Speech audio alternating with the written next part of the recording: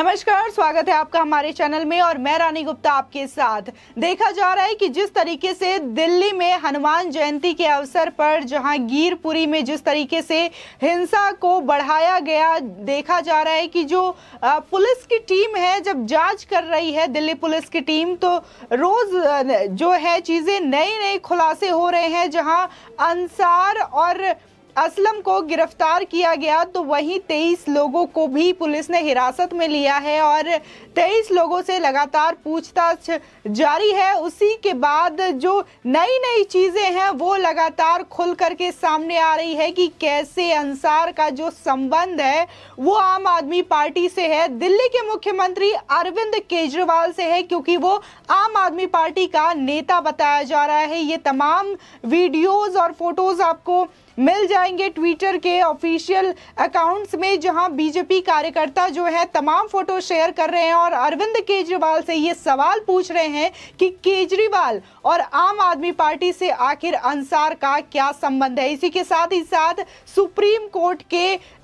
Advocate ने भी एक नया खुलासा किया है। दरअसल सुप्रीम कोर्ट के अधिवक्ता अश्वनी उपाध्याय ने ट्वीट करके अपने ट्विटर हैंडल से ये जानकारी दी है कि उन्होंने जिस तरीके से दिल्ली में 5 लाख घुसपैठिए हैं उनके लिए उन्होंने 2017 में ही सुप्रीम कोर्ट में याचिका दायर की थी और उनका कहना है कि 2017 से लेकर के आज की डेट 2022 है और इन 5 सालों में अब तक दिल्ली सरकार ने उन्हें इस पर कोई जवाब नहीं दिया। यानी कि सीधे सीधे जो अरविंद केजरीवाल है उन पर वो सवाल करते हुए नजर आ रहे हैं कि आखिर अब तक जो घुसपैठियों के लिए याचिका दायर की थी उसका जवाब उन्होंने क्यों नहीं दिया। आपको बताते हैं कि अश्वनी उपाध्याय ने आखिर क्या ट्वीट करके साझा किया है जानकारी। दरअसल उन्होंने अपने ऑफिशियल ट्विटर हैंडल से लिखा,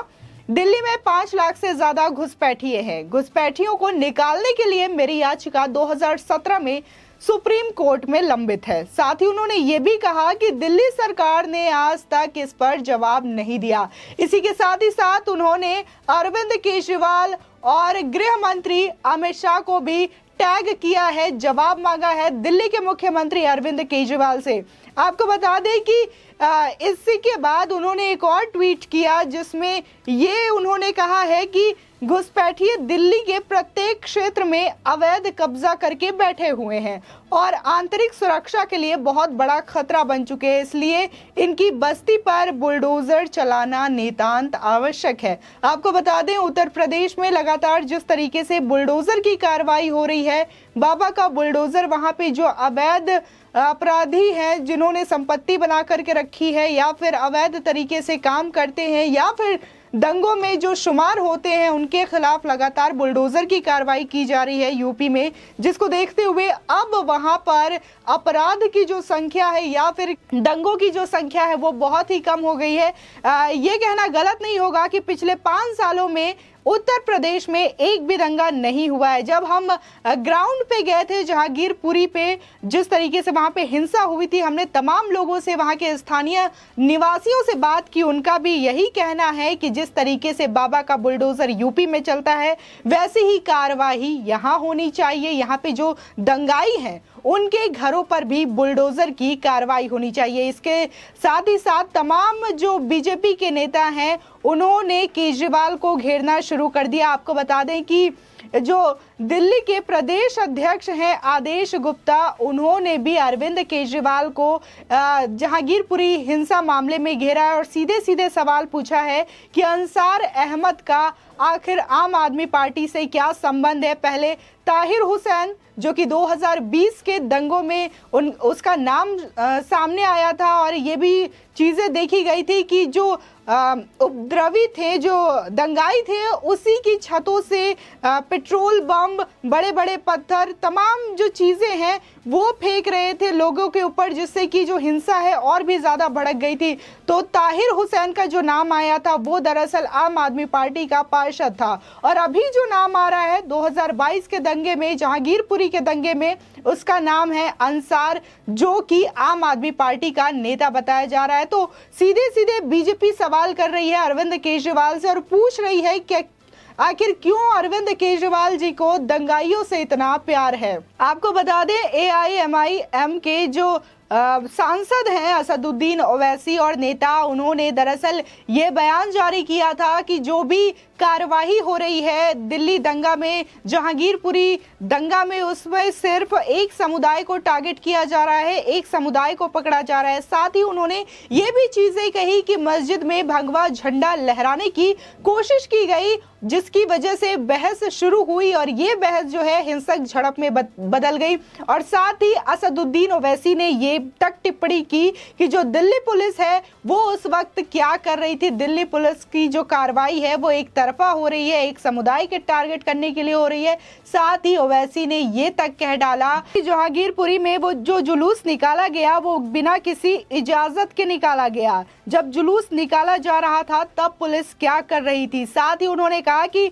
पुलिस तमाशा देखने के लिए बैठी थी क्या, और जुलूस में हथियारों की क्या जरूरत है। तो दरअसल ये बात जो है पूरी तरीके से गलत है। जब जुलूस निकाला गया था, जुलूस निकालने का आयोजन किया गया था, तो बाकायदा रूट जो है वो क्लियर किया गया था और इसी के साथ ही साथ दिल्ली पुलिस से परमिशन भी ली गई थी कि कौन से रूट से और कितने टाइम तक और कब से वो जुलूस निकालना है। हनुमान जयंती के अवसर पर शोभा यात्रा निकालनी है, जिसके बाद से ये जुलूस यात्रा निकाली गई थी। लेकिन असदुद्दीन ओवैसी सीधे सीधे ये आरोप लगाते हैं कि ये तो बिना किसी इजाजत के निकाली गई थी। वही जहां उन्होंने पूछा कि भगवा झंडा लहराने की कोशिश मस्जिद में की गई, तो सीधे सीधे जो दिल्ली कमिश्नर है राकेश अस्थाना, उन्होंने भी कहा कि ये जो बात है वो सरासर गलत है, किसी ने भी मस्जिद के ऊपर भगवा झंडा लहराने की कोशिश नहीं की थी, ये बात सीधी सीधी सी गलत है। उन्होंने असदुद्दीन ओवैसी को करारा जवाब दिया है दिल्ली कमिश्नर राकेश अस्थाना ने। साथ ही उन्होंने कहा है कि ये जो कार्रवाई हो रही है वो CCTV फुटेज के आधार पर चिन्हित करके लोगों को किया जा रहा है कि जो दंगों में शामिल है उनके खिलाफ कार्रवाई की जा रही है। ये नहीं देखा जा रहा कि वो किस समुदाय से है, बल्कि ये देखा जा रहा है कि आखिर उसने गुनाह किया है या नहीं किया है। अगर उसने गुनाह किया है, वो गुनाह में शरीक है, तो उसको उसके खिलाफ कार्रवाई की जाएगी और सख्त से सख्त कार्रवाई करके उसको सजा भी दी जाएगी। और जिस तरीके से असदुद्दीन ओवैसी ये सवाल पूछते हैं कि आखिर जुलूस में हथियारों का क्या काम है, तो कहना तो गलत होगा, लेकिन जब मुहर्रम या फिर ताजिया का जुलूस निकाला जाता है तो आखिर उस जुलूस में क्यों धारदार हथियार रखे जाते हैं, और इतना ही नहीं तलवार भी रखी जाती है और उसको बाकायदा लहराया जाता है, और उसी के साथ ही साथ वो अपने धार्मिक नारे भी लगाते हैं। तो क्या जब हिंदू अपने रैली या फिर अपनी शोभा यात्रा निकालेंगे, अपने आराध्य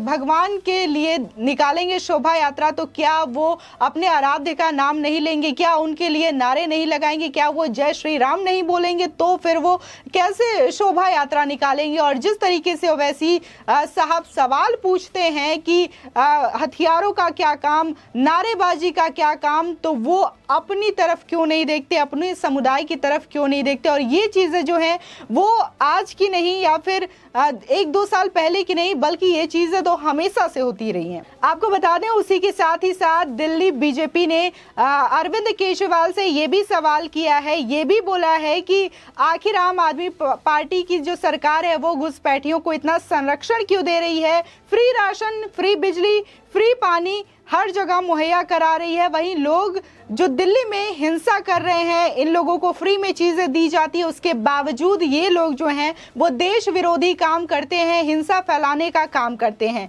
इसी के साथ ही साथ आदेश गुप्ता जो हैं, मनोज तिवारी जो हैं, तमाम बीजेपी के लीडर्स इस समय अरविंद केजरीवाल को घेर रहे हैं और इसी के साथ ही साथ सवाल पूछ रहे हैं कि आखिर ताहिर हुसैन जो कि 2020 दंगों में सामने आया था, उसका नाम जो कि जिसका सीधे सीधे संबंध आम आदमी पार्टी से बताया गया, और अब 2022 की बात करें तो अंसार जो है, जो मेन अक्यूज्ड बताया जा रहा है जहांगीरपुरी हिंसा मामले में, उसका भी जो नाम है आम आदमी पार्टी के साथ जोड़ा जा रहा है क्योंकि वो आम आदमी पार्टी का नेता है। तो सीधे सीधे ये सवाल उठता है कि आखिर इन दोनों दंगों में अरविंद केजरीवाल का कैसे उनसे जुड़ाव है और आखिर ये दोनों नेता आम आदमी पार्टी में क्या कर रहे हैं। और वहीं अगर अरविंद केजरीवाल की बात करें तो अरविंद केजरीवाल केजरीवाल खुद को ईमानदार और कट्टर देशभक्त बताते हैं। तो जिस तरीके से ये चीजें सामने आती है तो कहीं ना कहीं अरविंद केजरीवाल पर यह सवाल जरूर उठता है। उसी के साथ ही जिस तरीके से अश्विनी उपाध्याय ने यह सवाल किया है, अपने ट्विटर से ये जानकारी साझा की है कि उनकी जो याचिका है घुसपैठियों को लेकर के 2017 से सुप्रीम कोर्ट पर लंबित है, लेकिन आज तक दिल्ली सरकार ने उस पर कोई जवाब नहीं दिया है। आपकी इस खबर पर क्या राय है, हमारे कमेंट सेक्शन में जरूर बताएं। आगे की और भी अपडेट के लिए हमारे चैनल को सब्सक्राइब करना ना भूलें।